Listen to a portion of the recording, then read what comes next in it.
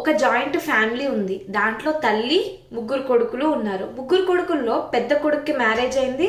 అతనికి ఇద్దరు కూతుర్లు ఉన్నారు. సో ఈ పెద్ద కొడుకు కొన్ని ప్రాపర్టీస్ అనేవి కొనుక్కున్నాడు. కొనుక్కున్న తర్వాత కొంతకాలానికి పెద్ద కొడుకు చనిపోయాడు. సో ఆ ప్రాపర్టీ ఏదైతే పెద్ద కొడుకు సెల్ఫ్ ఎక్వైర్డ్ ప్రాపర్టీస్ ఉన్నాయో అవి ఎవరెవరికి వస్తాయి అనేది ఇప్పుడు మనం ఈ వీడియో ద్వారా తెలుసుకుందాము. హిందూ సక్సెషన్ యాక్ట్ ప్రకారం ఈ ప్రాపర్టీని క్లాస్ 1 హెయిర్ కిందకి వస్తుంది. అంటే చనిపోయిన ఆయన యొక్క భార్యకు, తల్లికి మరియు అతనికి పుట్టిన సంతానమైన ఇద్దరు కూతుర్లకు ఈ ప్రాపర్టీ అనేది వెళ్తుంది.